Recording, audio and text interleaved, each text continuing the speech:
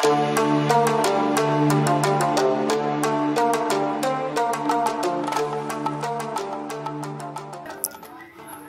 বন্ধুরা, welcome my another review. আজ আমার হাতের যে ফোনটা দেখছেন এটার নাম হচ্ছে টেকনো স্পার্ক 20 প্রো প্লাস, একটা আকর্ষণীয় মডেল। ফোনটা আপনাদের দেখাবো, তার আগে আমি আপনাদের দেখাবো যে ফোনের মধ্যে বক্সের ভিতরে কি কি পাচ্ছেন আপনারা। তো একটু দেখি, মনোযোগ সহকারে দেখবেন, ভিডিওটা আপনাদেরই কাজে লাগবে, পরবর্তীতে আপনারা কোনো কিছু মিস করতে পারবেন না। হ্যাঁ, একটা অ্যাডাপ্টার, চার্জিং অ্যাডাপ্টার, 33 ওয়াটের একটা চার্জিং অ্যাডাপ্টার। সাথে পাচ্ছেন একটা টাইপ সি কর্ড, যেটার মাধ্যমে আপনি ফোনটাকে দ্রুত চার্জ করতে পারবেন। কর্ডটা এতটা সফট যে কুচকাবে না, ভাঙার কোনো ভয় নেই। হ্যাঁ, বক্সের ভিতরে একটা হেডফোনও পেয়ে যাচ্ছেন। হেডফোনটা এতটা কমফোর্টেবল যে অনেক হেডফোন আছে আপনাদের কানে লাগানোর পরে কানটা ব্যথা করে বা অনেকক্ষণ গান শোনার পরে অস্বস্তি লাগে। তো এই হেডফোনটা আপনি অনেক কমফোর্টেবল ফিল করবেন। তো আমরা চলে যাই সেই ডিভাইসটায়।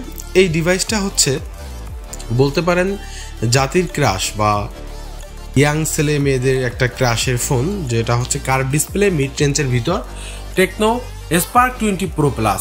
মিড রেঞ্জের ভিতর একটা কার্ভ ডিসপ্লে, সুদর্শন একটা ফোন। ফোনটা আপনারা পাচ্ছেন 8GB RAM, 256GB storage, AMOLED একটা কার্ভ ডিসপ্লে, 33 ওয়াটের একটা ফাস্ট চার্জিং সাপোর্ট পাচ্ছেন। হ্যাঁ বন্ধুরা, সাথে পাচ্ছেন একটা IP54 একটা ওয়াটার অ্যান্ড ডাস্ট রেজিস্টার একটা সাপোর্টেড। আমরা ফোনটা ওপেন করি, দেখা যাক ফোনের ক্যামেরা, ফোনের রিফ্রেশ রেট, ফোনের স্মুথ যে কাজ করবে সেটা কতটা সুন্দর কাজ করবে। তো ফোনটা ওপেন করা কমপ্লিট আমাদের।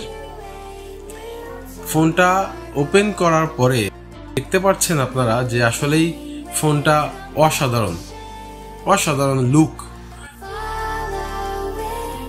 তো ফোনটায় আপনারা পাচ্ছেন 100 মেগাপিক্সেল রেয়ার ক্যামেরা, যার মাধ্যমে আপনারা সুন্দর সুন্দর ফটো এবং সুন্দর সুন্দর ভিডিও ক্যাপচার করতে পারবেন।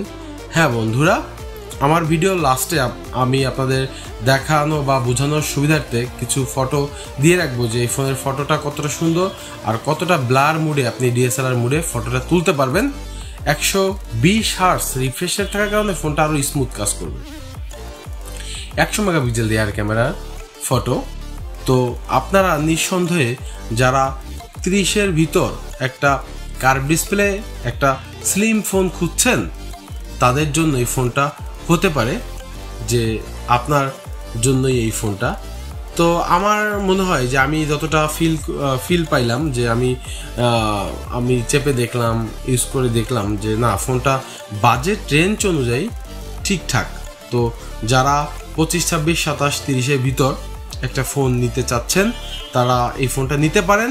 অবশ্যই তাদের ব্যবহার করে মজা পাবেন এবং সার্ভিসটাও অসাধারণ সার্ভিস, অসাধারণ সাউন্ড কোয়ালিটি, ডুয়েল স্পিকার। সবাই ভালো থাকবেন।